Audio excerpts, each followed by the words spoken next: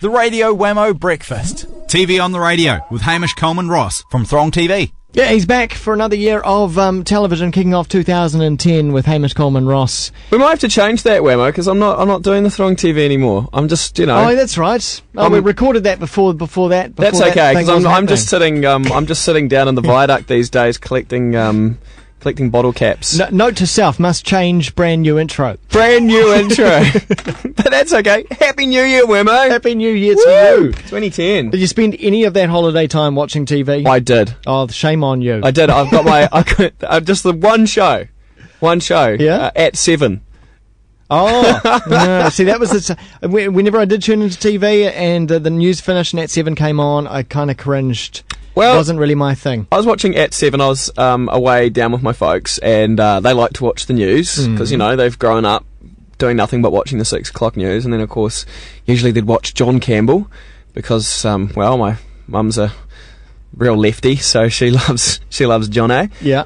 And then we had At 7 with hosted by Petra Bakehurst. Yeah. And yeah, I don't know. A slew of comedians. And a slew of comedians. I guess, they didn't have anything else better to do. It seemed like a good idea at the time. And I don't know about the show. I thought it was a nice idea. I thought it was brave for them to try it, but at the same time, I don't know if it worked. It felt I felt uncomfortable for them. Yeah. Like there was something in that studio not quite happening, and I could kind of feel it invading my living room. And when something's uncomfortable and you've got that silence and the hay bale comes through. Yeah. Yeah, the tumbleweed. There was tumbleweed moments, and they were entering my living room, and I don't think that makes great television. You don't want to be made to feel uncomfortable in an awkward kind of sense while you're watching TV. Yeah, and I was surprised at Petra Bakehurst being the host for a start, but then there's a rule with Petra: you never underestimate her appeal.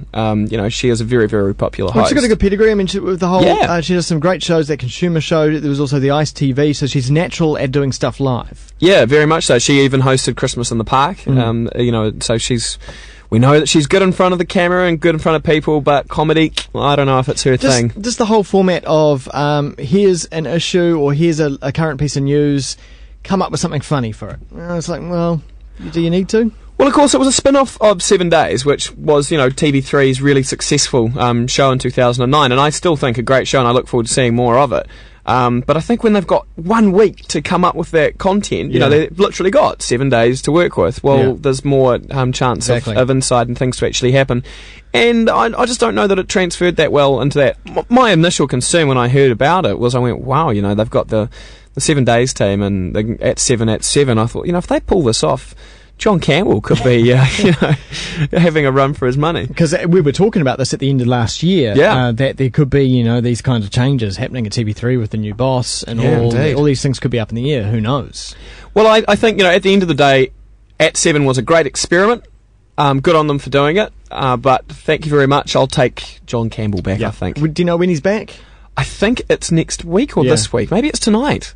I don't know. I'm coming out of my haze. Yeah. As I say, I was watching At 7 and maybe I got caught up in it. But I did actually, because of course you can find me on Twitter at HamishCR. Yeah. And they did a story on Twitter, and Fletch and Vaughan from your sister radio. Can you call them a sister radio station? No, not really. Okay, well, the people that work around the corner up here at the Edge, Fletch and Vaughan, their afternoon hosts, they did a story about Twitter.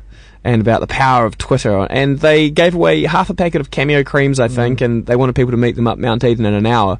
And of course, people went really round, and that wasn't quite a great enough incentive for people to turn up. And it was supposed to be funny. Were they tweeting that from their account? Yeah, from their account. It just shows they don't hold much power on their account. Well, no, exactly. But that was supposed to be funny, and I was kind of looking at At 7 going, well, is it? Or could you have done something really fun with that? And so I think as far as, nailing the mark on their story, especially something as Twitter where, you and I use it quite a lot, I just thought they missed the mark completely. But they got back to me and told me they thought I'd taken it a little seriously, and maybe I did. Yeah. So that's that. Yep, so At 7, that was a bit of New Zealand television. But the other thing that I've been wondering, the news came out, more Tyra Banks news. She just seems to not be able to, leave our conscious thought. Tyra Banks is wrapping up her show this year. Well, she's barely started. Yeah. Really? Oh, is that the next Tyra? The Tyra sorry, show. not America's Next Top. Tyra. But she's barely. It's barely been on. Yeah, indeed. And so she's wrapping that up, and then we know that Oprah's wrapping up as well. Next year. Next year, I think. Yeah. And then Rover's gone as well. Yeah. And so you've got to ask yourself, what does Tyra Banks, Rove McManus and Oprah Winfrey know about the future of television that we don't? They're going to create a super show all together. Oh my God, wouldn't that be amazing? Because like you'd have Oprah and she'd be like the grandmother figure, and then Tyra would be like the younger one, and then Rove could be the funny reporting guy. He'd be the fool guy, yeah. He'd be the guy that they take the piss out of all the time. Now, I don't think that's going to happen. What do you think? They're all going online. Is that? I think that's. I think as well. I know Oprah's starting up her O channel, which is, of course, more sort of cable type TV. But yeah, I think it is more of a shift of people changing their approach to TV as a longevity career thing. I mean, these are successful television people. They know the business really, really well. And so you've got to ask yourself, well, there must be some motivator there for them to get up and leave. Is it Kirstie I think it's Kirstie Alley. I could be wrong, but I'm sure Kirstie Alley has set up an exercise website. Well, she'd probably need to. Yeah, but she set up basically an interactive. It is Kirstie Alley. Yeah, she set up an interactive site with videos and whatnot for people who want to. I'm gonna have to check that out. I'm not a big Kirstie Alley fan, but so that's interesting. So these people aren't choosing to do this stuff on TV; they're doing it online. Yeah, and I think, more and more of it's going that way. And, even things like the website funnyordie.com, I've got to say some of the skits that you see on there are just as good, if not better, than anything that you'll see on, Mad TV, which shows here, or Saturday Night Live clips that unfortunately we don't get.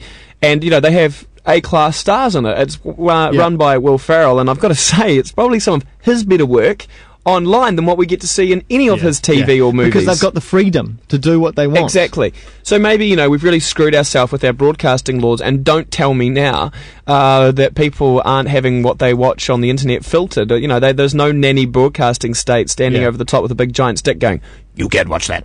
That's a good point. Now, I've been watching the Consumer Electronics Show over the past 4 days. It's wrapping up in Las Vegas today. One of the big things for 2010 seems to be there's a lot of companies coming up with set-top boxes. So boxes that sit either under your TV, on top of your TV, that bridge the gap between the internet and your television, bring internet content to your TV so it's easy. You just use a remote control and browse what you want, whether it be YouTube or various other services. Absolutely. You look at the number of people now that are using just the USB that they can plug into the back of the TV, the ones that can have the HDMI cable that goes from the laptop to the TV. People, they really, really want to be able to watch it when they want it in good quality on the big giant Sony Bravia or whatever the hell you've got at home. Yeah. In fact, I just plugged you, Sony. You should give me something. Why don't you give me a TV? That'd be nice, thanks. I'll send you this. Cheers. That message brought to you by, But yeah, I think that people want to still have that TV experience of sitting down, pick up the remote, push it on, change what channel they ever want, select what show they want to watch, but we haven't quite got there yet. But I think this is such an important lesson to the networks that, that really it's all about content now. It's got nothing to do with staying in touch with this network or that network.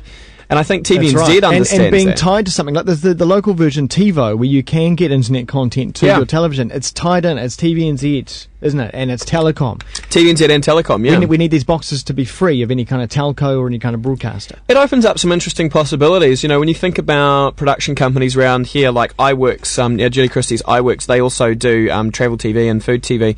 And they broadcast that through Sky. Potentially, you could have an independent source provider that, so long as you've got the box or whatever, could be putting their own content out for you over the internet. So we've got Ziln on the Ziln on online TV. Potentially Ziln.co.nz, isn't it? Ziln.co.nz. You could be watching Ziln shows at your own whim on TV. I think this should be scary stuff for the big networks. I know that TVNZ is looking at closing down even more and more internal produced content, which used to be back in the 80s and 90s a real hallmark of what made TVNZ one of the world's greatest broadcasting houses, and now they're just becoming content providers. And it's also what we're trying to do with the show here as well. So you can be listening to this live on your wireless or on Sky or over the internet, or you can watch this on demand as well. What we're doing right now is we've got cameras here in the studio and we're filming this as it happens. Yeah. So once again, I'm not using any kind of broadcaster to get it out there. It's all democratic. It's via the internet. It's on YouTube. It's on Ustream.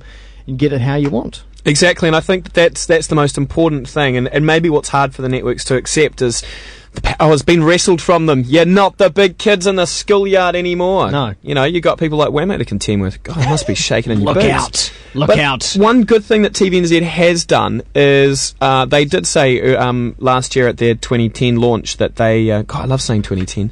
Cool, their 2010 launch... I've been saying 2010. Have you? I've been saying... 2010. Shame on me. 2010. They were talking about that they were going to release Lost concurrently with its US release, but the dates might not quite have gelled, and so we could have been waiting a week at the most to see it.